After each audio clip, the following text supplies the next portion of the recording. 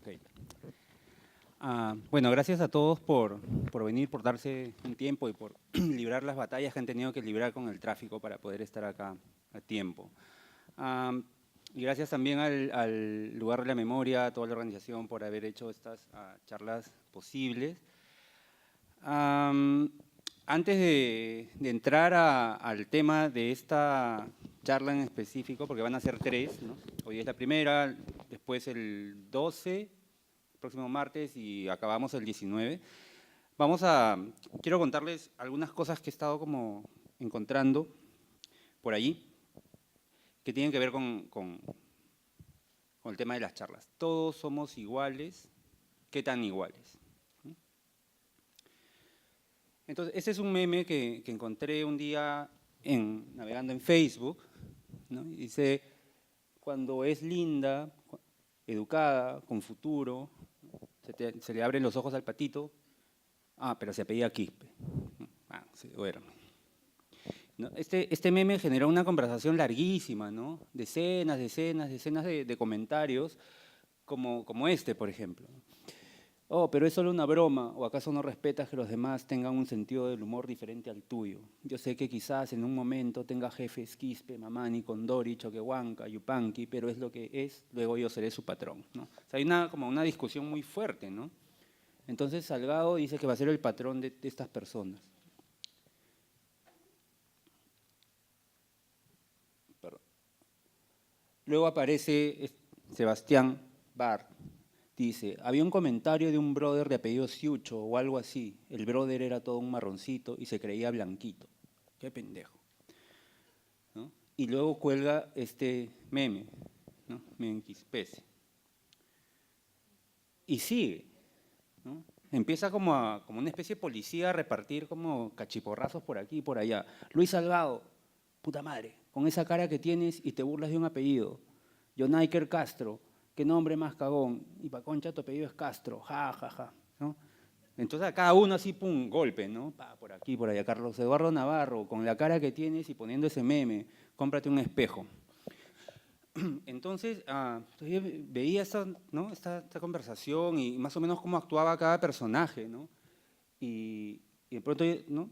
Pude identificar a Bart, este es Jonaiker Castro, y el motivo de la discusión, de la burla, que es el indígena, Quispe, ¿no? Pero luego pensaba que en la conversación los personajes no actuaban ni se trataban de manera horizontal, ¿no? Que había una violencia ejercida de arriba hacia abajo por los diferentes personajes. Entonces era más o menos así, ¿no? Jonaiker Castro o Luis Salgado, que decía que iba a ser jefe de Choquehuanca, y luego Bart, que le decía, oye, mira tu cara, ¿no? Tú no tienes derecho a hablar. Entonces era una cuestión así más o menos piramidal, ¿no? Bart, Castro, Quispe. Piramidal. Entonces de ahí agarré mi post-it, ¿no? Con mi velita, ¿no? Y dibujé esta cosita que es como, entonces si esto es piramidal, debería ser más o menos así. Entonces el blanco lo ponemos arriba, que es Bart, arriba, ¿no? Al medio están los cholos, mestizos, y abajo viene lo indígena, lo afroperuano, ¿no? Y más abajo ya el infierno. Entonces, ahí en esa línea, en esa base, la gente se está quemando, estamos ardiendo. En esta otra figurita ya ponemos arriba lo bello, ¿no? Los apellidos, Bart, Berkemeyer, Hochschild, todos esos apellidos que no sean blancos, de origen europeo, qué sé yo. Al medio, lo mestizo, lo cholo, Mendoza, Navarro, Castro, Avilés, y abajo, si recordamos el meme, Quispe, ¿no? Lo indígena, igual quemándose. Ahora, esto tiene también como, hay una fuerza que conocemos bien, que es mejorar la raza, ¿no? Blanquearse. Entonces hay una fuerza que nos está llevando en general a todos un poquito hacia arriba, hacia blanquearnos, o por lo menos tenemos esa idea o esa ilusión, ¿no? ¿De dónde viene?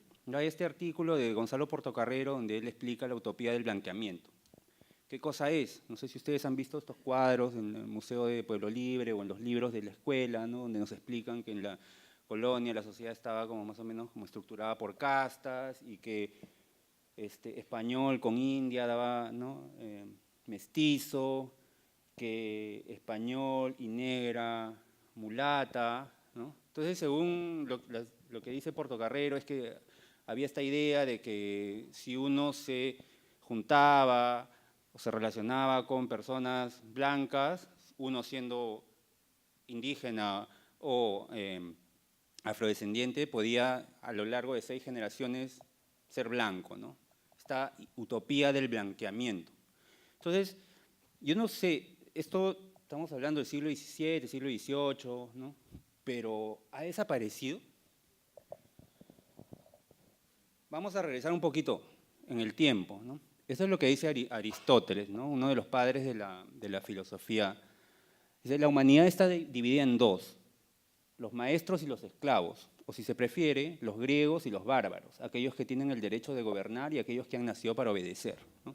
Entonces esto es bien interesante, porque para él ya la humanidad está como dividida en dos estamentos, ¿no? Los que gobiernan y los que son gobernados, los amos y los esclavos. Los esclavos, dice, son por naturaleza incapaces de razonar y viven una vida de pura sensación, ¿no? No tienen alma, no tienen espíritu, ¿no? Como ciertas tribus en los límites del mundo civilizado o como enfermos de epilepsia o de locura, ¿no? Eso para él son los esclavos, los bárbaros, ¿no? Los que están fuera en esa época, fuera de los límites de Grecia, ¿no? La cultura. Ahora vamos a trasladarnos, ¿no? Entonces, 300 antes de Cristo, ahora vamos a inicios del siglo XIX, del siglo XX en el Perú, ¿no? Ribagüero, José de la Ribagüero, historiador, ¿no? Personaje muy importante en la historia de la Universidad Católica, dice, ¿no? Por lo que toca a la raza negra, como no puede conocérsele nada que se asemeje siquiera a un ideal literario y como solo por excepción y en débil grado ha influido por la herencia sobre los que en el Perú han cultivado la literatura, parece innecesario ocuparse de ella, ¿no? Tiene mucha relación con Aristóteles, ¿no?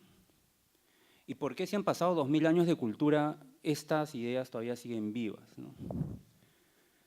Uno podría decir, bueno, Ribagüero, pues un conservador, rancio, ¿no? La aristocracia, ¿no? Yo soy hincha de Mariátegui, ¿no? Yo sigo a Mariátegui, el socialismo, el comunismo. Entonces Mariátegui dice, ¿no? En el proceso de la literatura peruana, el aporte del negro, venido como esclavo, casi como mercadería, aparece más nulo y negativo aún. El negro trajo su sensualidad, su superstición, su primitivismo, no estaba en condiciones de contribuir a la creación de una cultura, sino más bien de estorbarla con el crudo y viviente, ¿no? Entonces, no se trata de que uno es conservador y el otro es socialista, más o menos están pensando igual sobre este tema, y no solamente igual entre ellos, sino también más o menos igual a Aristóteles. Cuando hablamos de los antecedentes del racismo, nos tenemos que remontar a Aristóteles, porque es uno de los que ponen el cimiento de esta creencia de que hay gente predestinada para gobernar, para liderar, y gente que está predestinada para obedecer, ¿no? O para ser esclavos, ¿no? Vamos un poquito más adelante y en este trabajo de Liuba Kogan, esto es lo que dice un headhunter, un cazador de talentos, ¿no? Que está buscando personal para una empresa, dice. Otra empresa, también de un grupo importante económico, el gerente de admisión me dijo, ¿no? Es una entrevista a un cazatalentos. Por favor, también estamos en una empresa privada y ya tú sabes, me dijo, acá tienen que estar mujeres del grupo, específicamente que no quiero ninguna brownie. O sea, así eso ya es brownie. Todo lo que es capulí lo volvía a ser brownie. Está como traducido literalmente, ¿no? Entonces, lo que decía el headhunter es que los clientes le piden no contratar a personas brownies, marrones, negras, negros, ¿no? Y esto es 2014 después de Cristo. Y estas ideas antiguas, ¿no? De la antigüedad siguen vivas, presentes. Entonces, el racismo no es que va eliminándose a lo largo del tiempo por obra de la cultura, ¿no? Y de no sé, del Espíritu Santo, ¿no? Un headhunter es una persona preparada, el gerente de una empresa también es una persona preparada. Entonces uno se educa, va a la universidad y no deja estas ideas racistas. Uno dice, bueno, ya eso pasa en el Perú, vamos al primer mundo, allá ya las cosas están más desarrolladas, ¿no? Entonces, en el 2017, el Congreso de Estados Unidos, los parlamentarios afroamericanos estaban muy como preocupados por el comportamiento de Facebook en las elecciones de las empresas, porque habían permitido que hubiera mucha publicidad en contra de los afroamericanos, ¿no? Y como sabemos, una serie de agentes rusos habían comprado publicidad en Facebook y qué sé yo, ¿no? Entonces citan a los directivos de Facebook, los congresistas afroamericanos, ¿no? Entonces le preguntan, y bueno, hablemos de su directorio, ¿cómo es su directorio? ¿Qué tan diverso es, no? Y ese es el directorio de Facebook. Y después de esta exposición, ¿no? Después de mostrar su directorio, Facebook dice, bueno, sí pues, no somos diversos, no todos son blancos, vamos a contratar a un miembro del directorio afroamericano, el primero, ¿no? Y esto es 2017 después de Cristo. Entonces luego anuncian, ¿no? Ahí está, el primer directivo, miembro del directorio de Facebook es no blanco, ¿no? Y el Perú, 2016 después de Cristo, Barnechea, presidente del 2016, anuncia su Dream Team, 11 amigos. ¿Y dónde está el Perú diverso de las 47 lenguas, no? El Comercio, página, opinión. O sea, uno puede hablar también de cuestiones de género, ¿no? Bueno, el Comercio es la derecha, ¿no? Yo sigo al otro. O sea, ahora pensemos en esto como una expresión de cómo están las dinámicas de poder en el país, ¿no? Para tener una columna de opinión hay que tener poder, ¿no? Entonces, esto de acá no es solamente que son hombres o que son intelectuales o la meritocracia, ¿no? Es una expresión de cómo el poder se maneja en un país. Afortunadamente la publicidad está mejor, ¿no? Bueno, eso es a manera de introducción para ayudarnos a pensar en qué es la igualdad y si existe la igualdad en el Perú. Y si existe, qué tan iguales somos todos. Entonces, para esta primera charla, para esta primera conversación, me acompañan Rosa Chávez y Sofía Carrillo. El título de la charla es ¿Qué dice de ti el color de tu piel? Sofía Carrillo es periodista, activista afroperuana, feminista, con estudios de maestría en gerencia social, defensora de derechos humanos, especialista en derechos sexuales y reproductivos, co-conductora del magazine ¿Qué hacer? En Radio Nacional, en la mañana, por favor escuchen ese programa. Y además, entre las miles de cosas que Sofía ha hecho, ¿no? Ha sido la primera periodista mujer en narrar un partido de fútbol.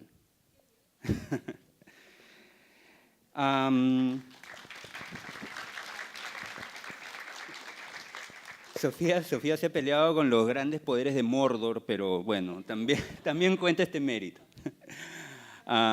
Rosa Chávez es periodista, también chola, china, hereje.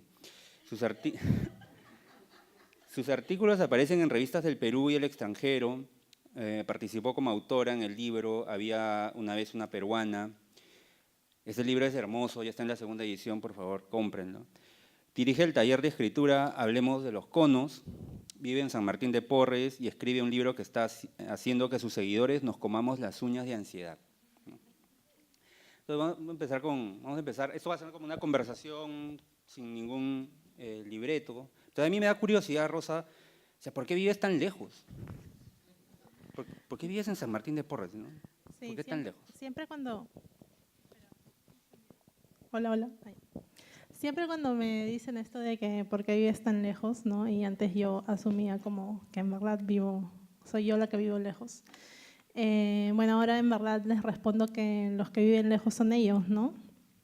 Y vivo en San Martín de Porres porque, bueno, es el barrio de mis papás, es el barrio de mi familia, y además me gusta, o sea, me gusta San Martín de Porres, me gusta, bueno, el lugar específico donde vivo San Martín de Porres porque San Martín es el segundo distrito más poblado de Lima, es inmenso.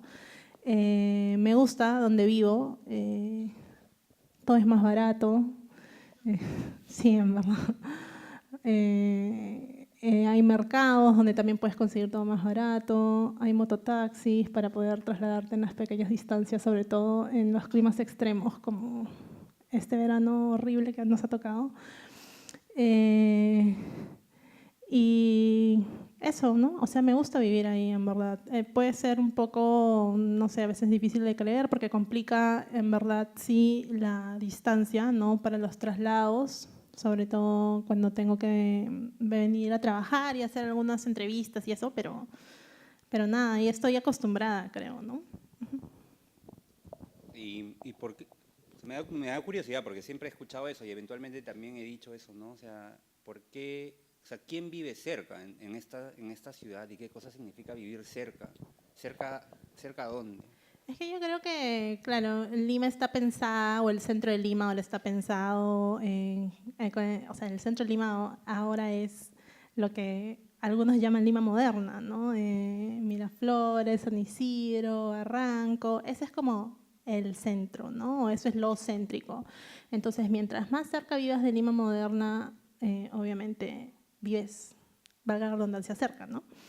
Y nosotros, ¿no? Que en verdad se les dice periféricos, pero ya no es, yo no lo veo como una periferia, ¿no? Somos los que vivimos lejos, ¿no? Yo creo que Lima está siendo pensada ahora así, ¿no? El centro de Lima es la Lima moderna y las Limas este o Lima norte, ¿no? Bueno, Lima centro incluso somos lo que está alrededor, ¿no? Lo que tiene que danzar de acuerdo al ritmo de lo que dicta ese centro, ¿no? Y yo me cierro, en verdad, o sea, no. O sea, por un tiempo pensaba, en verdad, por mucho tiempo pensaba de que, claro, ¿no? La evolución natural de un coneño o coneña es, ¿no? Naces, creces en tu barrio, consigues una chamba y te endeudas, ¿no? O lo que sea para vivir en uno de esos distritos que representan el progreso o la modernidad, ¿no? O la evolución o el crecimiento, ¿no? O sea, como que naces, creces, te mudas, te reproduces y mueres. Una vaina así. Sí. O sea, igual yo respeto mucho no sé, a las amigas y amigos coneños y coneñas que, digamos, han decidido mudarse de ahí porque en verdad sí implica un esfuerzo superior, ¿no? A vivir en uno de estos sitios circundantes a Lima moderna porque hay, o sea, es más el tiempo que empleas en trasladarte, ¿no? Cuesta, o sea, tienes que distribuir tus horarios, ¿no? Por ejemplo, ayer que les contaba que había tenido que venir a una entrevista y me cancelaron a 2 cuadras y yo ya había hecho un viaje casi de 1 hora y media en el Metropolitano, entonces los quería matar, ¿no? Porque no era que voy a volver a mi casa y voy a regresar, porque eso me implica como 3 horas más, ¿no? De estar en el tráfico. Eso, ¿no? Eso creo que es lo que puede como dificultar, ¿no? Y también porque hay zonas que son, sí, efectivamente más peligrosas y más violentas, pero no es porque la gente de ahí naturalmente sea así, ¿no? Tiene toda una explicación de estructura, ¿no? Que responde a, digamos, a ciertos comportamientos, ¿no? ¿Tú crees, Sofía, que cuando tú dices en esta ciudad donde vives, tiene algo que ver eso con reconocer, no sé, algo que no está necesariamente como bien o algo que te descalifica? ¿Cómo así en tu caso? Eh, bueno, muchas gracias por la invitación. Primero, Marcos, saludos a todos y a todas. Sí, te marca. Y la verdad, esa resistencia ya no la he hecho, porque particularmente yo nací en San Martín de Porres, en el rico Piñonate, en la zona brava. Luego a los 12, 13 años me mudé a San Juan del Lurigancho con mis padres. Posteriormente terminamos en Caraballo, mi familia vive allá y yo sí planteé retirada, vivo sola en un distrito mucho más cercano, cercano a lo que yo requiero en estos momentos en mi vida. Y sin duda marca incluso el estatus y la manera como te ven, ¿no? Porque yo recuerdo que de niña, cuando yo contaba que vivía en San Juan del Lurigancho, me decían en el penal. Y yo confieso que sí, a mí me generaba mucho estrés decir dónde vivía. Decía Las Flores, Zárate, ¿no? Entonces, pero Zárate no es un distrito. Sí, por allí. Porque sí, a mí sí me cargaba y debo reconocerlo, porque ya una enfrenta, en mi caso particular, muchas etiquetas, ¿no? Y era añadirle una etiqueta más a lo que tenía que combatir día a día, a estar diciendo y explicando el por qué vives allí, el por qué debes salir de ese espacio. Y además, uno puede hacer un recorrido por Lima y ve cómo varía el color de acuerdo al distrito donde estás.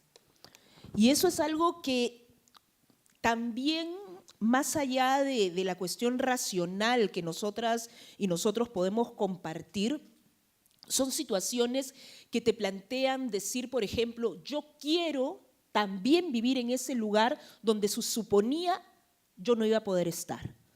Yo quiero ir a ese restaurante de Miraflores que aspiraba de niña a entrar.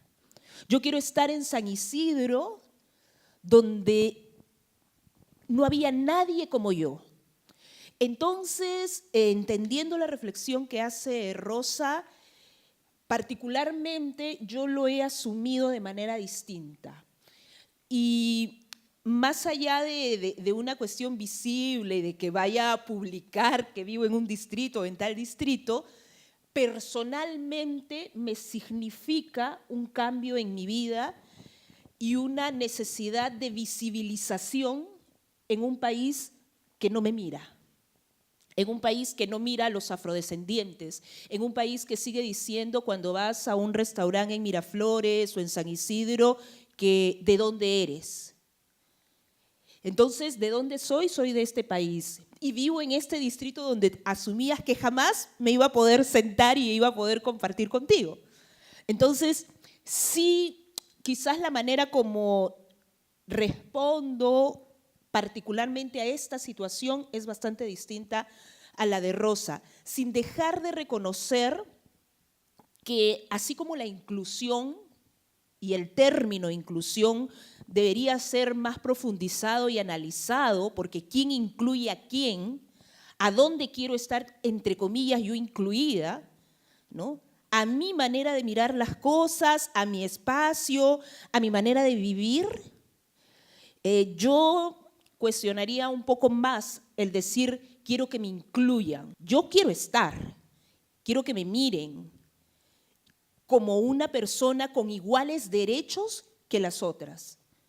Que más allá de mi color y de mi etnia, pueda ser parte de un país que me sigue rechazando y que me sigue violentando, aunque no lo crean. Y aunque te digan, no, el racismo no existe, no, lo que pasa es que eres acomplejada, ¿no? Es decir, si uno sabe quién es, nada te debe afectar. Esa palabrita, la verdad, es la constante a lo largo de toda la vida. El justificar por qué no quieres que te digan negrita, ¿no? El justificar por qué no quieres el supuesto cariño, ¿no? Es decir, ¿quién le pidió ese cariño? Como siempre le digo también aquí a mis compañeras con quienes conversamos, cariño se le pide al marido, al amante, al amigo, al padre, a la madre, pero a una persona que miro medio minuto me tiene cariño, tanto cariño que me dice negrita. Si no me tuviera cariño me dice negrota, seguro, ¿no? Entonces, esa cuestión de querer defender mi nombre es una de las luchas más fuertes que a nivel de relaciones interpersonales he tenido.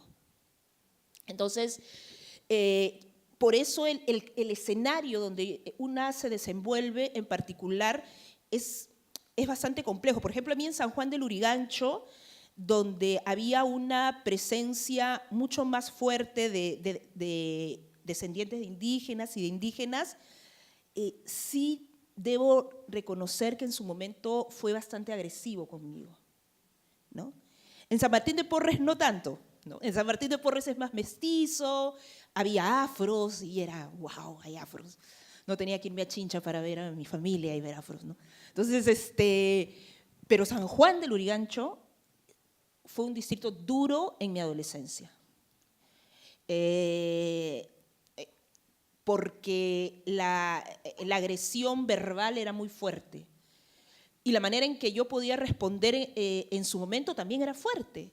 Y es parte del proceso que ahora y a medida que fui reflexionando fue cambiando, ¿no? A mí me racializaban, me decían negra tal, y yo racializaba de chica, de 11, 12 años, y le podía decir indio tal, porque era mi manera de defenderme ante una situación tan violenta, ¿no? Y en esta obra negra, donde actuó Anaí Padilla y Mayra Nájar, Sí, claro. ellas se hacen una pregunta que luego he leído, por ejemplo, en Estados Unidos los afroamericanos tienen como muy claro esto de en qué momento te diste cuenta de que eres negro o negra, ¿no? Y esta es la pregunta que ellas se hacen en el escenario, ¿no? Anaí y Mayra, y responden, y cada una con un momento, con una claridad, ¿no? En tu caso, ¿cómo fue ese descubrimiento? Wow. A ver, mi familia es una familia afro-negra, mi familia nuclear. Entonces yo no tuve nunca la dinámica de que te digan, oye negro, oye negra, entre la familia, ¿no? Es decir, ya todos éramos negros, como que no había esa necesidad de seguir afirmándolo. Sin embargo, yo soy la que tiene la piel más oscura de mi propia familia, que algunos dicen, no, pero es igual, no, pero te aseguro que hay mucha gente que lo nota, ¿no? Y que te dicen cosas como cuando ya empiezas a salir, ¿no? Cuando ya sales de esa familia nuclear y te encuentras con los amigos o tus tías lejanas que te van a visitar o que visitas y te dicen, ay, ella es la más negrita, pero el pelo le salva, me salvaba porque tenía pelo. Entonces me empezaba a mirar y dije, a ver, y miraba a mi hermana y yo decía, qué tan diferentes, pero me salvaba el pelo, ¿no? Entonces, yo me di cuenta que era negra y lo que significaba ser negra cuando empecé a interactuar hacia afuera con amigos, en el colegio, ¿no? Si bien es cierto, yo no he sufrido un bullying sistemático, porque tengo que decirlo, por múltiples factores. Uno de ellos era porque yo era muy estudiosa. Era la primera del colegio, casi todos los años de mi colegio. Entonces, con la primer puesto, por lo menos no te metes tanto. Y no era una primer puesto típica, digamos, una primer puesto que no habla o que paraba en la biblioteca o que era muy introvertida. Era expansiva, declamaba todas las actuaciones de mi colegio, todas, y me paraba al frente, ¿no? Porque yo sentía que el pararme al frente era nuevamente la lucha por la visibilidad. Quizás no con la racionalización que en estos momentos estoy haciendo, pero sí era importante. Porque, por ejemplo, me di cuenta que era negra cuando iba a un colegio distinto al mío y todos los chicos y los adolescentes o niños me miraban y se empujaban y se reían, ¿no? Es decir, y se reían a carcajadas y así lo hacían, ¿no? O fastidiaban a la otra persona que era afrodescendiente, tu hermana, ¿no? Las amigas afro saben que eso es tu hermana. Y la cara de espanto de la persona a la que decían que yo era su hermana era increíble, ¿no? Ahora puedo sonreír, pero no saben lo que una puede sentir a partir de eso.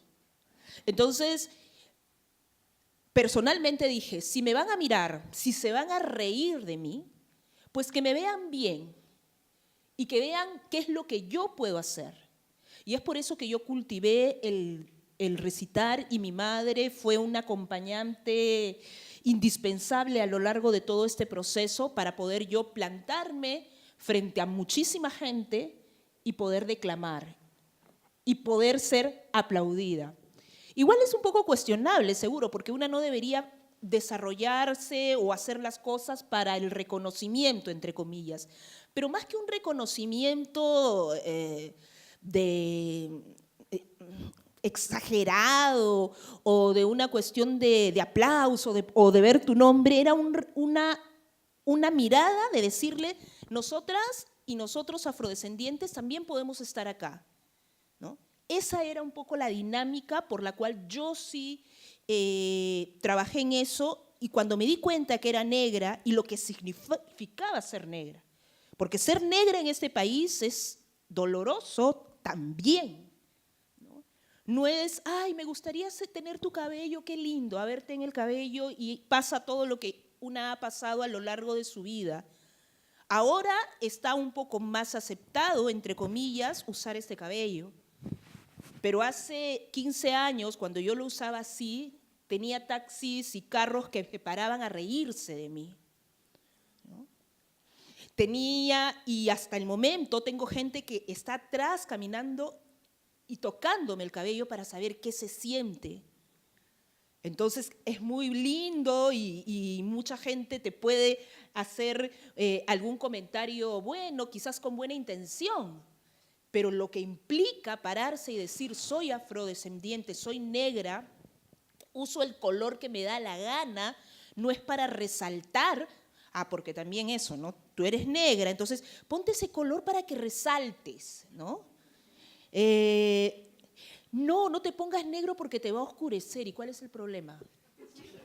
¿Quién te ha dicho que yo no quiero oscurecer o que me interesa eso? Incluso trabajando en televisión, oyendo una entrevista con maquilladoras, ay, te voy a echar esto para que se te vea más clarito y más finita la nariz. Y yo le dije, a ver, ¿quién te dijo que yo quería que mi nariz se vea más fina? ¿No? Una cosa es que una se eche iluminación porque es parte del maquillaje y todo, y si quieres, y está bien, pero que te digan, ¿no? En particular que te van a pintar para que se te vea más finita, porque eres negra, ay, pero eres finita, ¿no? Pero eres simpática, pero eres inteligente. Tú sí sabes hablar. No, porque tú llegas, ¿no? La negra llega, ay, vas a venir a bailar, ¿qué vas a hacer? A ver, yo trabajaba en un ministerio y había un concurso, juegos florales y estábamos haciendo cosas y yo iba a declamar y todo, y la gente asumía que yo iba a bailar. Es decir, no, a todos le preguntaban qué iban a hacer. Pero la negra tenía que bailar, pues, ¿no? Es decir, ya, ¿qué vas a bailar? Y todavía te bailan así, ¿no? Te bailan, para que bailes con ellos, ¿no? Es decir, ¿y tú por qué asumes ¿qué te pasa, no? Entonces, a mí no me daba la gana, pues. Ser negra es ir a un quinceañero y que nadie te saque a bailar. Eso es ser negra. Que le dé vergüenza a los chicos sacarte a bailar. Eso es ser negra. Llegar a tu casa y no contárselo a nadie porque te da vergüenza a ti. Eso es ser negra. Ser negra es que un chico te diga, ay, a mí me gustan las negras como tú. A mí me gustan las negras, es que a mí me gustan las negras. ¿Y qué te pasa? Además, le tienes que agradecer, ¿no? Porque no te dicen las mujeres como tú, las negras como tú. Así como yo como soy, a ver, más o menos ándame diciendo, ¿no? Porque las negras son dulces, eso. ¿Me has probado? ¿No? ¿Quién te ha dicho que yo he venido a endulzarte la vida? Te aseguro que puede ser todo lo contrario si me lo propongo. ¿No? Entonces, ese tipo de cuestiones, pues, Marco, me haces hablar y empiezo a hacer acá toda, pero es parte de la dinámica del ser negra y de ser una mujer negra y a lo largo de distintas etapas de la vida, ¿no? Y yo tengo una pregunta parecida pero claro, es la historia de los afrodescendientes, de los negros, es particular, especial, porque está ligada como a una etapa clara de esclavitud, ¿no? Pero, ¿qué pasa con los cholos, ¿no? O sea, ¿qué pasa con los cholos, los mestizos, ¿no? Que tienen esta ligación con lo indígena? A veces es clara, otras veces no es tan clara, a veces nos olvidamos, a veces no queremos, no sé. No queremos reconocer, ¿no? De dónde venimos. Y en tu caso, Rosa, ¿tú siempre tuviste claro que tú eras, como dices, chola? ¿Cómo fue ese proceso? Sí, mira, yo tengo aquí un pequeño textito que escribí hace un tiempo y me gustaría leerlo o sea, resume como a grandes rasgos y pinceladas un poco cómo he vivido este tema, ¿no? De ser, no sé, marrón, chola, ¿no? Desde muy niña que tienes esa conciencia, pero claro, no está como desarrollado, no hay un razonamiento, una reflexión al respecto. Solamente sabes que eres cierto tipo de persona que no deberías ser, ¿no? O en todo caso que el ideal es ideal que sale en la publicidad, en la tele, ¿no? La persona blanca, flaca, alta, de nariz pequeña, ¿no? Y por supuesto heterosexual. Bueno, ya, son pequeños episodios, ¿no? Que van desde muy niña hasta más o menos, como tengo 30 años. Y el primero es más o menos una de las primeras veces en las que yo me di cuenta, ¿no? De que la gente me reconocía como una persona de rasgos andinos, ¿no? Aunque cuando yo siempre tengo esta discusión con mis amigos que yo digo que yo soy marrón, y no sé qué, y me dicen, no, tú eres amarilla, en verdad eres blanca, eres como media china, ¿no? Porque ahí un día en un consultorio un doctor me dijo, ¿tú tienes ascendencia japonesa? Y yo le dije, no, sí tienes. No tengo. Le dije, mi papá es de Ancash y mi mamá es de Piura. ¿Estás segura? Sí, claro, estoy segura. Entonces, por ahí no me confunden así, me han confundido con vietnamita también. Bueno, sí. Tenía 10 años, estaba en tercero de primaria. Mi mejor amiga, K, era una niña de piel blanca y cabello castaño. Hacíamos todo juntas. Durante un tiempo nos dio por imitar el acento de la sierra, cuando íbamos a comprar a la bodega del lado del colegio. Creíamos que era gracioso. Le pedíamos al chico que atendía, ¿me da un chicle, señor? Decíamos eso y otras cosas más, muertas de risa. Hasta que un día, quizá cansado de nuestro chiste cojudo, el chico dijo desafiante, así que son paisanas. Luego miró acá y dijo, tú no eres, no pareces. Luego me miró a mí, de arriba para abajo, y dijo, tú sí eres paisana. Me sentí tan ofendida que me dieron ganas de llorar. Disimulé mi amargura y reí con ellos. Ja, ja, ja, fuerte. 2. A inicios de la década pasada, los programas concurso estaban de moda en Perú. Era una época pre-reality shows. Yo tenía 13 o 14 años. Un día, con mis amigas del colegio, nos pusimos de acuerdo para ir como público al programa más famoso de todos. Hicimos la cola fuera del canal desde la mañana. Estábamos casi primeras. Luego de varias horas, cuando al fin nos hicieron entrar a todos, un par de trabajadoras del equipo de producción empezó con la selección. Tú, adelante. Tú, atrás. No importó el orden de llegada. A las chicas blancas las pusieron en las primeras filas del estrado del público. A las marrones nos mandaron a las últimas gradas, bien al fondo, como para que la cámara nunca nos enfoque. como si no existiéramos, lo cual era cierto. 3. Acababa de entrar a literatura en San Marcos. Hice una amiga allí, nos volvimos muy cercanas. Mi amiga no era de Lima, sino de otra ciudad. Una tarde me peleé con ella porque me enteré de que estaba saliendo a escondidas con el chico que me gustaba. Todo mal. Le escribí un mensaje virulento al High Five, insultando sus orígenes, menospreciando su pueblo. Aproveché mi supuesto estatus de chola limeña y choleé a la chola de provincia. Luego nos perdonamos, o ella me perdonó a mí, pero nunca volvió a hacer lo mismo. Poco a poco dejamos de ser amigas. 4. Era mi cumpleaños número 23. Salí con unos cuantos amigos a celebrar el centro de Lima. Primero fuimos a un bar de Quilca. Después, ya un poco ebrios, caminamos hasta una discoteca de la Plaza San Martín. No era el Bichama.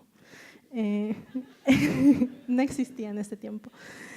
El vigilante, un cholo como yo, estaba parado en la puerta. A una de mis amigas, blanca, delgada, alta, cabello marrón y ensortijado, le dijo: las chicas bonitas no pagan entrada. Luego se dirigió a mí y dijo: tú sí pagas, por fea. Puede que, sin importar el color de nuestras pieles, ese hombre creyera que mi amiga era la bella y yo la bestia. No protesto por haber perdido su fugaz concurso de belleza. Yo sentí, por increíble que parezca para un antro del centro de Lima, que el vigilante aplicó conmigo el abusivo. Nos reservamos el derecho de admisión. 5. De vez en cuando un amigo periodista nos escribe al correo para compartirnos sus pensamientos sobre la choledad. A Joseph, mi novio, y a mí nos entusiasma leerlo. Nos hace sentir acompañados en Barcelona. Vivimos allí hasta hace un año. Contestamos con correos larguísimos porque tenemos tanto que decir. Días antes de volver a Lima llega a Sanz el último libro del amigo. El libro se llama No soy tu cholo. Leo la dedicatoria, sonrío. El amigo ha creado un alias para mí, Rosa, chola dinamita. Me siento como un explosivo, con hartas ganas de estallar. Bueno, eso es.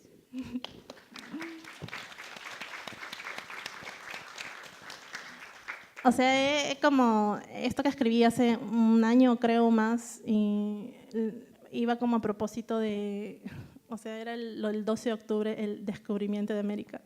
Y no sé, de pronto se me vino a la mente y lo escribí. Obviamente son como episodios seleccionados de estos, hay un montón, como, no sé, salir de un centro comercial o de una tienda y que de pronto salgan todas las personas y a mí me paren y me digan: a ver, abre tu bolsa, y, ¿no? A ver qué tienes. Me ha ocurrido, en Barcelona también, cuando vivía allá, me ocurrió que me choqué con una chica y me miró y cogió su cartera y la puso para adelante. Y así, hubo otros comentarios y cosas, ¿no? Que siempre es como, no eres, básicamente, no eres blanca y por lo tanto eres fea, o eres tonta, o eres ratera, o eres inculta, o eres peligrosa, ¿no? Y eso ha sido salpicado a lo largo de toda mi vida, ¿no? Lo he ido procesando con los años. Obviamente no nací empoderada y deconstruida, ¿no? Ha sido un proceso, ¿no? Que ha durado varios años y que en mi caso me ayudó mucho conocer amigas feministas, leer feminismo, me ayudó muchísimo, a mí particularmente. Mis amigas de San Marcos, ya en los últimos años, las que hice ahí también fueron como muy importantes, porque en verdad, claro, yo muchas veces he idealizado y romantizado San Marcos. De hecho, me parece como un lugar excelente para muchos procesos, ¿no? Pero por otro lado, es un sitio, al menos lo que yo estudiaba, que era literatura y letras, es un sitio extremadamente machista, ¿no? Y sí, era difícil, para mí, además porque yo nunca encajé muy bien en estas dinámicas de chico y chica, gilea y no sé qué, y ese era otro tema, porque obviamente, por ejemplo, en San Marcos, en la Facultad de Letras, en literatura o en general en letras, habían, no sé, 1 o 2 chicas blancas y eran como, o sea, todos querían con ellas, ¿no? Todos, en verdad era vergonzoso, ya era como muy palteante porque… Y claro, las demás éramos las cholas, ¿no? Las feas de mierda, básicamente. Y así un montón de dinámicas que eran abusivas, ¿no? Y te hacían creer todo el tiempo que tú tenías la culpa, que como decía Sofía, tú eres la que te tienes que adaptar, ¿no? Ay, pero no es así, si tú supieras, porque uno tiene que ir seguro, te dicen, ¿no? Uno tiene que ir seguro a dónde está. Y si uno va, es seguro lo que dice y se planta y no sé qué, no te van a tratar así. Y yo, no, o sea, te van a tratar igual así, te van a pedir igual tu documento cuando vas a entrar a algún sitio o te van a revisar la bolsa como dije o te van a poner una serie más de requisitos o pedidos para que hagas lo que las otras personas hacen sin el mayor esfuerzo. Eso es claro, ¿no? Y a mí me ha interpelado mucho el hecho de ser marrón o de descendencia andina, ¿no? También el hecho de ser mujer, el hecho de ser coneña también, porque claro, yo no es que nací tampoco diciendo, ay, soy de San Martín de Porres y a ti qué te importa. No, me daba un montón de vergüenza también, yo no lo decía. Siempre lo andaba ocultando o tampoco decía el nombre, ¿no? del lugar preciso. Ha sido todo un proceso, ¿no? Y sí, también ha sido doloroso. Y no me gusta tampoco ponerme como ejemplo de, ay, no, yo sí, ahora hice todo este proceso y tú no, y no sé qué, porque… no sé, es complicado, ¿no? Porque sobre todo si por acá estaría esa amiga que, sí, con la que tuve esa pelea tonta por un man encima, no me volvería a pelear por un hombre nunca más, en verdad. Pero, por ejemplo, ahí lo hice, ¿no? Claro, me diría, oye, cállate, ¿no? ¿Tú qué vas a hablar de eso? Eres una hipócrita, si en ese tiempo eras esto y lo otro. Y sí, tiene razón. Y no solamente ella, sino los demás amigos que en esa época me conocían, ¿no? Era una manera para mí de blanquearme también, ¿no? De sentirme más blanca o de lo que era, ¿no? O de lo que la gente me podía ver. Era mi manera de blanquearme, claro. Claro. Un pequeño paréntesis, chiquito, vamos a pasar unos papelitos para que puedan hacer preguntas y si pueden como, no, decir a quién va dirigida la pregunta. Entonces, ¿no? Vamos en un rato todavía a responder preguntas, ¿no? Pero ahí están pasando los papelitos. Esto de que te lean, ¿no? Es como que nosotros hemos desarrollado una especie de escáner, ¿no? Con los ojos y estamos todo el tiempo como escaneándonos así, ¿no? Ah, esta de acá, como te dice, ¿no? Tú tienes ascendencia japonesa. No, sí, pero yo estoy seguro, ¿no? Hace unos meses a una artista de Ayacucho, Benuca de Banán, que iba a una feria de arte donde ella era expositora con su traje típico de Sarwa, un traje elegante además que ella, ¿no? Estaba vistiendo con su padre, que es como una leyenda, ¿no? De las tablas de Sarwa. Estaban los dos, fueron a la feria y un montón de gente estaba entrando, ¿no? Y a los únicos a los que les pidieron DNI fue a ellos. Y ella muestra su pase de expositora y el vigilante no creía, ¿no? Y estuvieron allí un rato muy incómodos hasta que ella mostró el DNI, el padre también el DNI, y ya tuvieron que entrar. Pero después de entrar, después de superar esa valla, ella estuvo todo el rato con esta idea, o sea, ¿por qué me han tratado así, no? Y al papá, ¿no? Y después con ese sentimiento de culpa, ¿qué he hecho mal? Ahora uno se pone a pensar qué es lo que pasa en la cabeza del vigilante y de la institución, ¿no? ¿Qué es un indígena? ¿No? ¿No? Es ese estado donde veíamos ese triangulito que les había dibujado como de casi pegado al infierno del cual uno tiene que huir, ¿no? Y ahora estaba pensando sobre esta utopía, ¿no?, del mestizaje, ¿no? El Perú, todos somos mestizos, ¿no? Y en el último censo creo que 6 de cada 10 peruanos afirman ser mestizos, ¿no? O sea, ¿qué es el mestizaje finalmente, no? Es un lugar seguro donde ya cortaste tus raíces con lo indígena, ¿no? Porque lo indígena es lo que le pasa a Benuca Ebanán, ¿no? Ser mestizo es ya como, yo ya corté mis raíces, ¿no? Entonces, esa utopía del mestizaje, que es brutalmente fuerte en el Perú, tiene ese contenido, ¿no? Y celebramos que somos mestizos, pero estamos celebrando básicamente como una limpieza étnica, ¿no?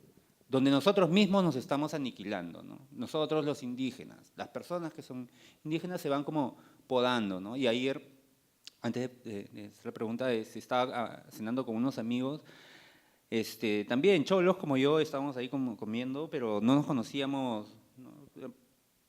Básicamente como estamos hablando de un libro que van a sacar ellos y tal, era como una cuestión profesional y yo me preguntaba en un momento cómo serán las historias de ellos, ¿no? Hasta que ya después, ¿no?, después de dos piscos, uno empezó a contar, bueno, sí, ¿no?, familia huancavelica y tal, y cuando yo era chico, mis amigos de la escuela llamaban a la casa y a mí me daba terror que el teléfono sonara cuando mi viejo estaba escuchando sus huaynos, ¿no? Y a veces sonaba el teléfono y yo le decía, papá, apaga esa vaina, ¿no? Porque no quería que el sonido de los huaynos se colara por el teléfono, ¿no? Entonces, yo sentía, porque a mí también me han pasado cosas así, ¿no? Yo me he avergonzado de vivir en San Juan de Lurigancho, una serie de cosas, ¿no? Y con el pasado que tenemos, ¿no son estas como heridas que todos tenemos dentro, bueno, no, muchos tenemos dentro, y que también las hemos ocultado, ¿no? O sea, esta relación padre-hijo, por ejemplo, con ese tipo de intercambio, no es una herida. Entonces pensaba, quizás es sanador también empezar a compartir esas cosas, ¿no? Yo he tenido esta infancia, me ha pasado esto y he discutido así con mi familia, ¿no? Perdón por hablar mucho. En el caso de ti, Sofía, ¿no? O sea, tú a esas alturas de tu carrera, tú habías mencionado hace un momento como las etiquetas, ¿no? Que encima, cuando eras chica, vivir en determinado distrito era una etiqueta adicional, ¿no? Entonces, ¿cuáles son esas etiquetas que tú crees que tienes?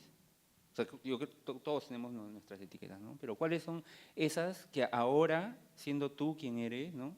Sofía Carrillo, claro, ¿no? Pucha, todavía tienes y que pesan, ¿no? Sí, creo que en general de las mujeres afrodescendientes hay una idea de hipersexualización con la cual cargamos y que es muy compleja poder desterrar. Esa mirada que las mujeres afrodescendientes somos buenas en el sexo, más que otras mujeres de otras etnias, y que en muchas oportunidades hermanas y compañeras afrodescendientes lo ven como algo bueno, pero no nos ponemos a profundizar cómo se convierten en barreras para establecer relaciones afectivo-sexuales, ¿no? Si te miran a ti como una mujer dispuesta a dar placer al otro, tú quedas reducida a eso y no eres una persona con la cual se aspira establecer una relación sostenida y sólida. Es lo que en Brasil muchas compañeras han estudiado y han reflexionado sobre la soledad de la mujer negra. Porque esto implica mucho costo, implica el ir un poco contra la corriente, implica el decirles que no estás dispuesta a ceder a lo que esta sociedad sigue imponiendo. Creo que también las mujeres afrodescendientes no somos vistas como la mayoría. Las mujeres en general, desde una mirada machista, somos débiles, ¿no? Sumisas, hacendosas en las cosas del hogar. La mirada de una mujer negra es distinta. La mujer negra siempre es vista como fuerte. A mí en alguna oportunidad alguien, que preferiría no recordar, pero vale la pena para motivos de análisis, me dijo, cuando iba a haber una reunión en su casa, era una persona con la cual salía, me dijo, va a haber una reunión en mi casa, pero son blancos, ¿ah? Y yo así, a ver, ¿qué significa eso? Es decir, ¿cuál es el problema? No, porque como tú eres activista y digo, ay, que lo sabe, pero son blancos, pues. ¿Sabes qué? Es decir, ¿se imaginan lo que yo pensé, lo que pude haber dicho? Pero también lo que puede ser doloroso, ¿no? Es decir, es una persona a la cual tú le estás brindando cierta confianza. Y esa persona te dice que por si acaso en su casa son blancos. Por si acaso. Obviamente no fui, no hubo nada, ¿no? Pero eso lo que nosotros tenemos que cargar, nosotras tenemos que cargar. A diferencia del feminismo sin una mirada interseccional, luchamos mucho para que las mujeres seamos vistas como personas emprendedoras, con fuerza. La mujer negra es fuerte. Si no eres fuerte, también me lo han dicho, ya pareces blanca. Si te muestras sensible, ya pareces blanca. Entonces, esas frases que lo dicen así y que tú, y sin darte cuenta se te quedan grabadas, ¿no?, en la mente y en el alma. Entonces, a partir de eso es como una puede ir construyendo algo. Como cuando hablamos de ser feminista, hablamos de un feminismo negro. Si bien es cierto, desde el feminismo se lucha para que las mujeres podamos desarrollarnos en todos los ámbitos, que no se nos reduzca a cuestiones físicas, a estándares de la belleza occidentales, obviamente, blancos, yo decía, a mí me hubiera gustado de niña ser la reina también, que me digan princesa. Me hubiera gustado poder experimentar eso y si yo deseo no hacerlo, decir no.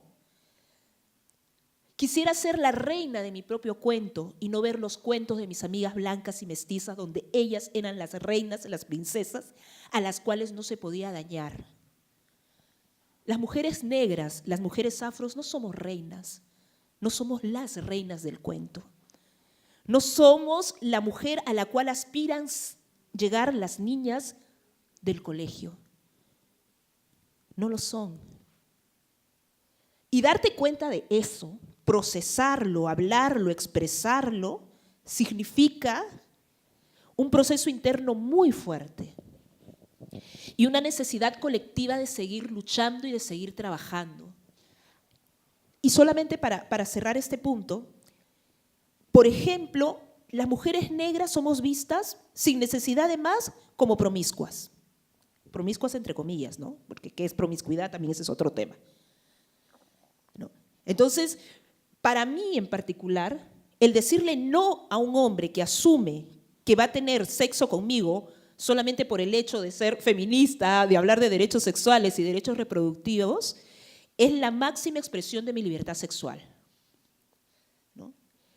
Quizás a nivel personal, el tener sexo con varias personas, lo cual es totalmente válido, totalmente respetuoso, y creo que las mujeres deberíamos elegir con quién queremos estar sin ningún problema, para mí me resulta distinto para establecer una relación sexual o una relación amorosa, porque obviamente yo sí tengo todos estos elementos que me hacen ver cómo muchos hombres pueden acercarse a mí o a las mujeres afros solamente para ver cómo es con una negra.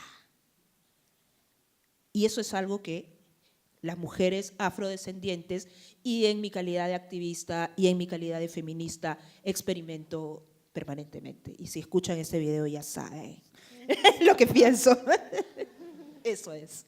Era una pequeña pregunta así como muy breve sobre la representación, ¿no? Si tú crees que ahora las chicas más jóvenes tienen ahorita figuras a las cuales figuras a las cuales ver, ¿no? Afroperuanas, que sean, ¿no? Figuras visibles en, qué sé yo, la tele, la literatura, el arte, el mundo de los negocios, no sé. ¿Cómo es ese tema de la representación pensando en las niñas, ¿no? ¿Tienen princesas ahora a quienes admirar? Hay una en Disney, ¿no? Ahora es la princesa Sofía, ¿no? No. No ha cambiado mucho. En ese país, por lo menos, no ha cambiado mucho. Tuve la experiencia particular de estar en televisión, para mí fue bastante importante y lo asumí como una responsabilidad, porque tampoco es que esté la mujer afro en la pantalla y listo, es qué mujer afro queremos que esté, ¿no? ¿Qué mujer afro es la que nosotras buscamos que nos represente? Porque también puedo salir a bailar, lo cual es respeto a las mujeres que bailan y que es una profesión totalmente válido. Me refiero a que se nos encasille para ubicarnos solo en esa actividad. Entonces, lamentablemente en este país sigue sucediendo lo mismo.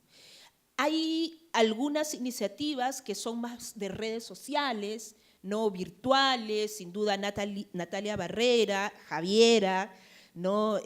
Son referentes jóvenes que están trabajando para cambiar la mirada y darle la posibilidad a niñas y niños afrodescendientes a tener otro tipo de referentes. Y esperemos que en algún momento esto cambie realmente en los medios de comunicación.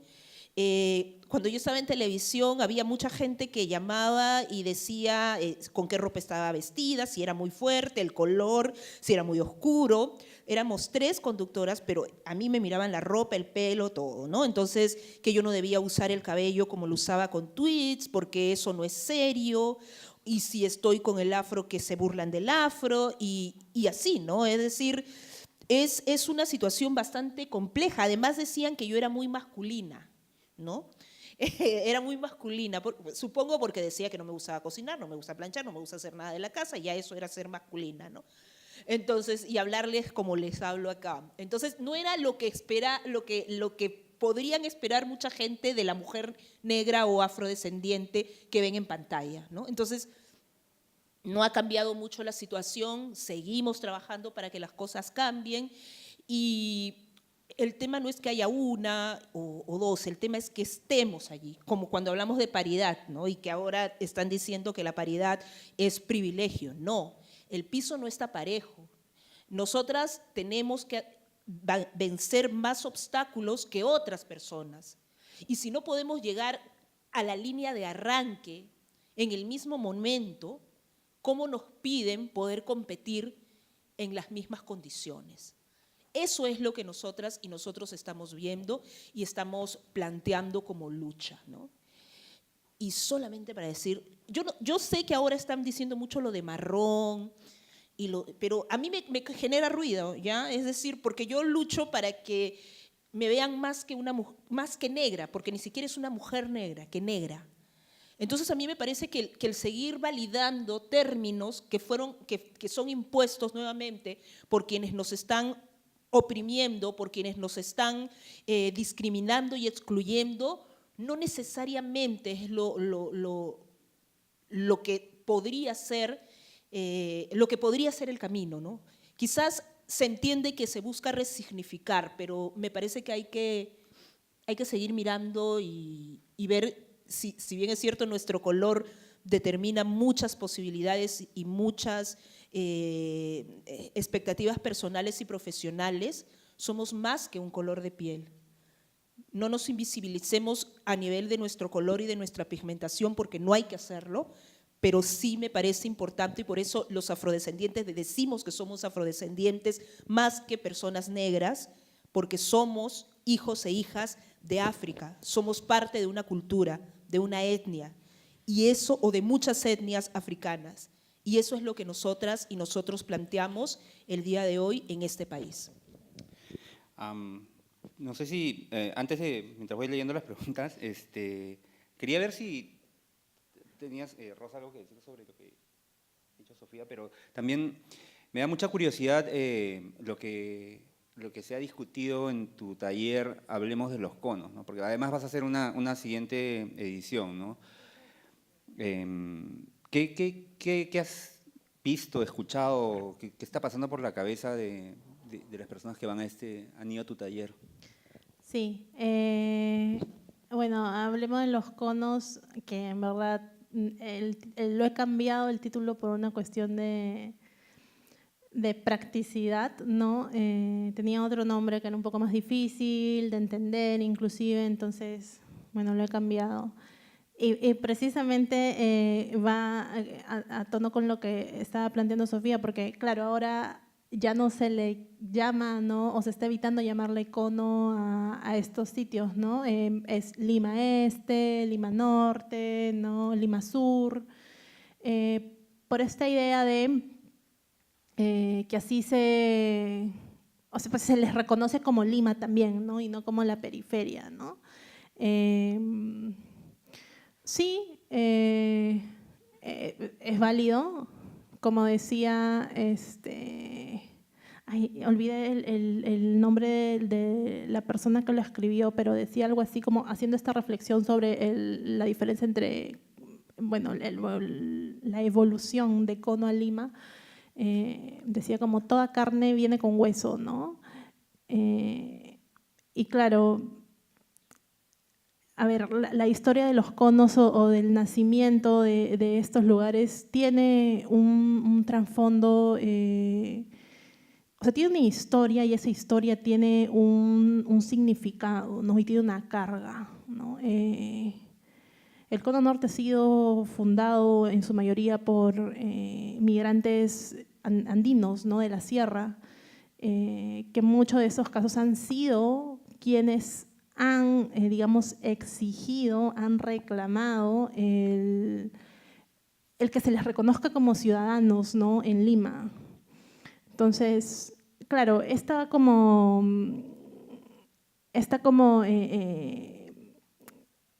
actitud, esta forma de poblar o de ocupar el sitio, claro, ya ha pasado regular tiempo, creo de que, no sé, mi generación o la generación que me sigue de repente no tiene muy en cuenta esto, ¿no?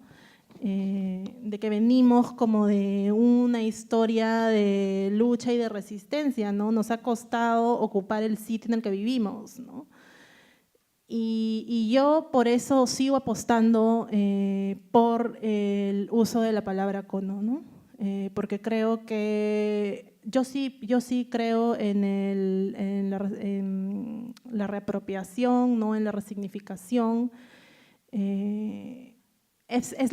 Digamos, la apuesta que yo estoy haciendo, ¿no? Por eso hablemos de los conos, porque siento que estoy reconociendo de alguna forma esta historia, ¿no? que les comento. Y bueno, el taller fue en La Promesa, que es un sitio, una casa cultural de amigas feministas.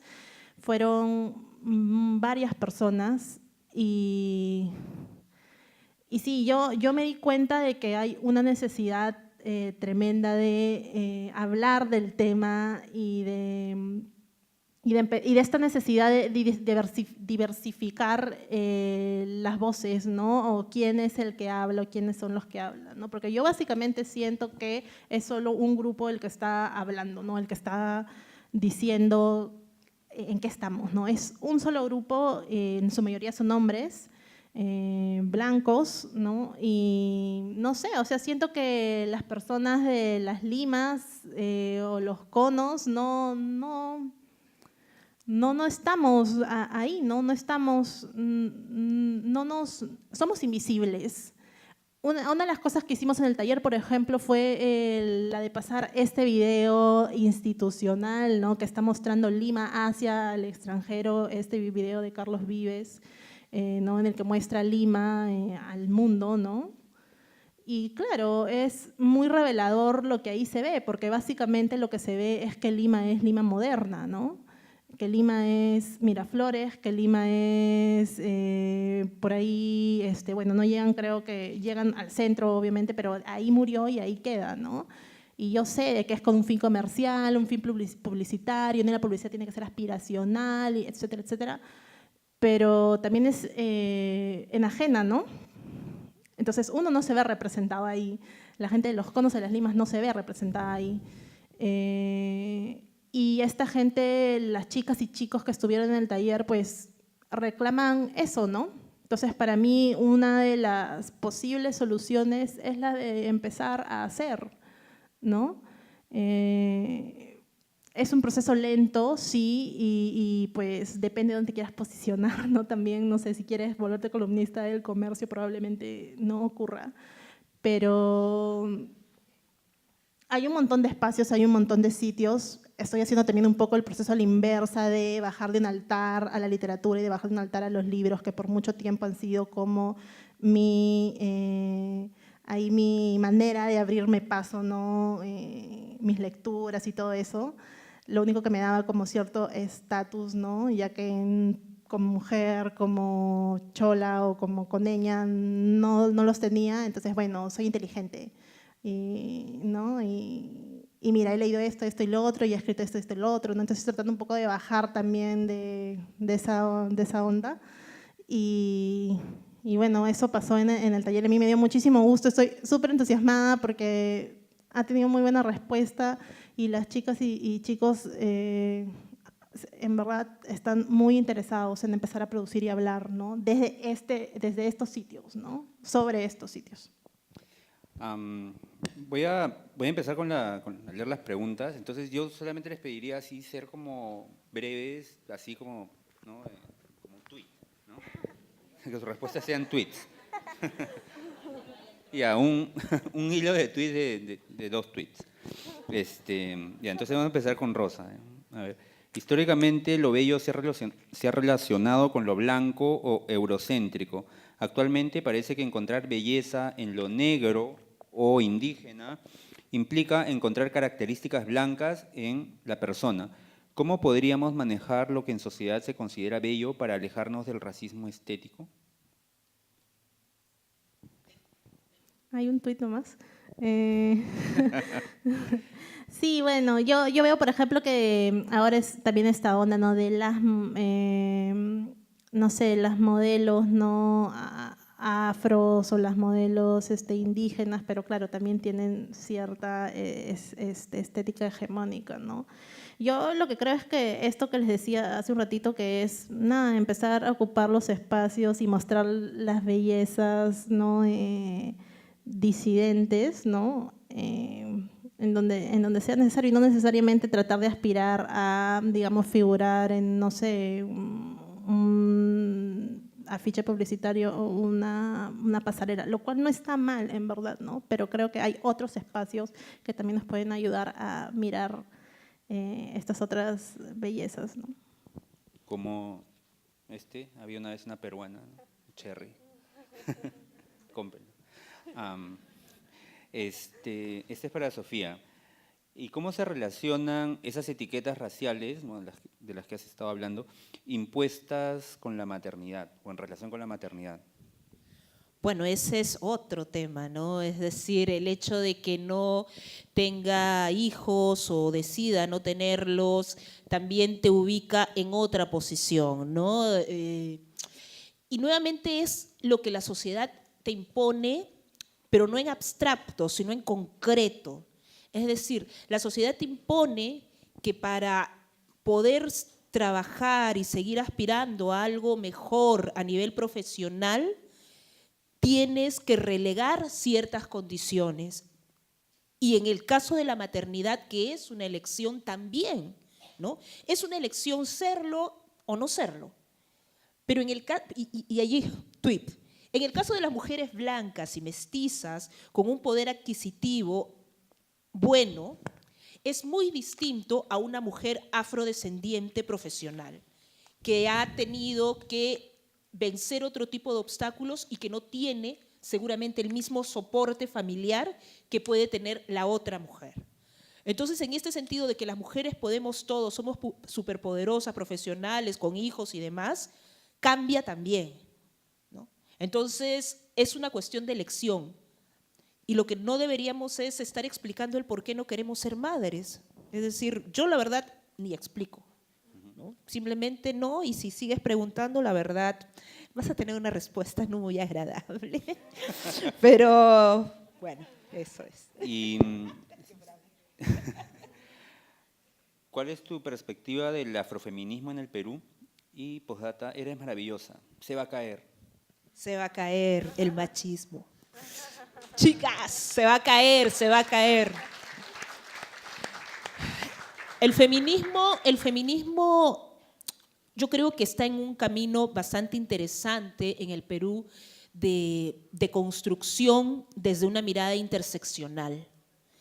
Creo que las compañeras feministas blancas y mestizas también están incorporando una mirada distinta a partir de los aportes que hacemos mujeres negras y mujeres afrodescendientes en esto.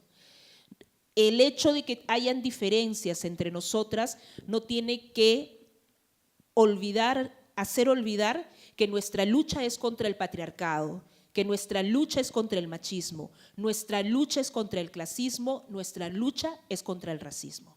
Se va a caer.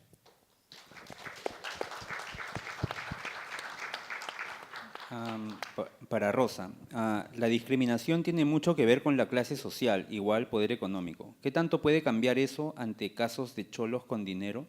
¿La discriminación se mantendrá? ¿Es posible cambiar eso cuando el poder económico está en su mayoría en manos de los blancos? Bueno, yo no sé, yo tengo un hermano que trabaja en un banco y su zona es el Cono Norte y déjenme decirles que hay gente que tiene muchísimo dinero, en verdad, tiene mucho dinero, ¿no? Lo que pasa es que nosotros estamos pensando en la gente con dinero y además con cierto, no sé, estatus, ¿no? Con cierto, qué sé yo, acceso a ciertos lugares, pero en el Cono Norte, que es, digo, de la zona en la que yo sé, ¿no? Hay gente con mucha plata, pero mucha plata. No sé, yo creo que el dinero efectivamente te da poder, ¿no? Y, o sea, para mí es muy complicado como hacer un pronóstico de cómo es que las cosas van a ser de acá a un tiempo. Yo lo veo como complicado, en verdad, o sea, lo veo un poco difícil que de acá a un espacio, a un plazo corto, haya un cambio tangible, ¿no? Siento que hay cosas que están como muy podriditas ya, ¿no? Pero apostemos por las nuevas generaciones en todo caso, ¿no? Por estos conversatorios que pueden, ¿no? Difundir nuevas ideas más refrescantes y más justas, ¿no? Con todas y todos. Solamente para acotar, el dinero te da posibilidad de, obviamente, adquirir bienes, servicios y demás, pero el dinero no blanquea. Desde mi perspectiva, el poder, ¿no? Lo siguen teniendo los blancos, lo vemos en los medios de comunicación, lo vemos en las grandes empresas, lo vemos en los directorios. Entonces, si el poder adquisitivo determinara y eliminara el racismo, no necesariamente estaríamos hablando en estos momentos de esto, ¿no? Es decir, vas a seguir siendo el cholo, vas a seguir siendo el negro y vas a tener que seguir luchando para que no salgan las noticias sorprendidos de que una mujer blanca con un estatus económico alto esté con un joven cantante, si ven farándula saben, joven cantante indígena y ponerlo como bichos raros y algo que la chica está tomando una posición de wow, mira, es sencilla, ¿no? Le gusta, es decir, el dinero no te blanquea, desde mi perspectiva. Yo estoy ¿no? totalmente de acuerdo, no blanquea y además vas a ser calificado como el rey de la papa, ¿no? O el, no sé, el rey del choclo, ¿no? Algo así como exótico, que es excepcional y además es, eso pues, ¿no? Exótico ahí como… Sí, Es un rey raro, ¿no? sí. Am, Además hay como se ve que se cree que el dinero soluciona cosas, ¿no? Y en verdad el dinero es solo dinero, o sea, te hace lo que eres, pero con plata, ¿no? También hay una como idealización de la educación y hemos visto que una persona puede tener un doctorado y no entender qué cosa es el racismo o el machismo, ¿no? Entonces ahí como la educación está en crisis por ese lado, ¿no? Que no nos está salvando de nosotros mismos, ¿no? Y este es para Rosa también. ¿Crees que la guerra interna de los 80 significó algo sobre todo para los marrones y aceptar con seguridad ser lo que somos, cholos en el mejor sentido? Bueno, perdón, ¿cómo? ¿Me puedes ¿Crees repetir? que la guerra interna de los años 80 significó algo sobre todo para los marrones?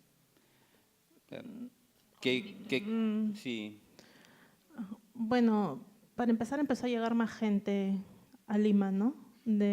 O sea, migrando. Hubo más gente, empezó a como a desbordarse, ¿no? La ciudad. No sé en realidad si esto haya implicado como una especie como de reafirmación de lo marrón o cholo. Yo creo que al contrario, creo como un conflicto más evidente, ¿no? Y eso, como más, o sea, ya como, wow, grandote, ¿no? Porque además somos tantos. eh, o sea, yo no lo siento así, por ejemplo. Yo siento que el cambio recién está un poco como empezando ahora. Igual, no sé, me pongo a pensar, por ejemplo, en casos como el de Villa El Salvador, que es un caso emblemático, ¿no? En la construcción de una nueva ciudad, por ejemplo, ¿no? O sea, siempre hay casos excepcionales, ¿no? Pero al verlo así como un todo, ¿no? De que la guerra no interna de los 80 ayudó a esto, en verdad yo no creo eso, al contrario, ¿no? es una como pregunta que no, o sea, el impacto de lo que ocurrió no lo hemos todavía como terminado de analizar y Sí. entender, ¿no? Es Es, es- gigante, ¿no? es más, o sea, por ejemplo, estaba el caso de esta chica que, claro, en este caso no es especialmente como marrón o cholo, ¿no? Sino una persona indígena, ¿no? O de padres indígenas que decía de que habían venido en la época del el conflicto interno a vivir a Lima y claro, no querían decir que eran de Ayacucho porque era relacionarlos con terrucos, ¿no? Entonces su mamá siempre les decía como no, a quien sea diles que somos de Ica, ¿no? Y eran de Ica ellos, o sea, no eran de Ayacucho, ¿no? Entonces yo creo que, por ejemplo, empezaron a surgir ese tipo de problemáticas, ¿no? Claro. La última, con esta cerramos, porque ya estamos con el tiempo, es para Sofía, también así como medio tuit. No. ¿Crees que deberían formarse círculos de sanación para mujeres negras? También quizás, ¿qué es un círculo de sanación? ¿No? Sí, entiendo que hablamos de redes de soporte necesarios para compartir nuestras experiencias, porque en muchas ocasiones creemos que tenemos la mala suerte de vivir algo que nadie más está sintiendo.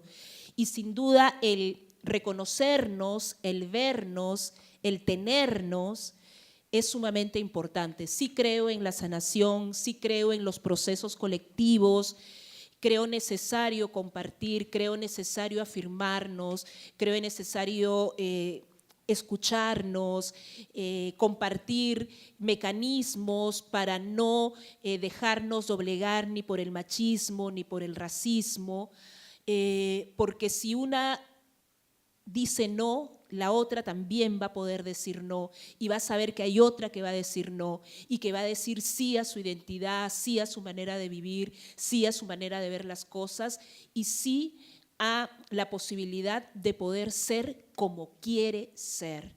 Las afrodescendientes estamos en este país, no somos ajenas a esta realidad.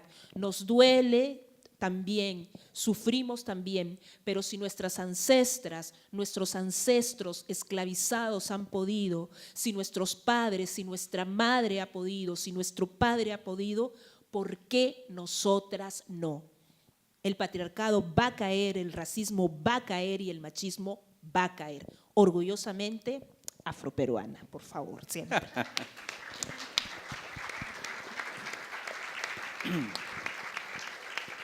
Bueno, yo quería agradecerles a todos por haber asistido, por sus preguntas, a Rosa y a Sofía por estar aquí, por haberse tomado el tiempo.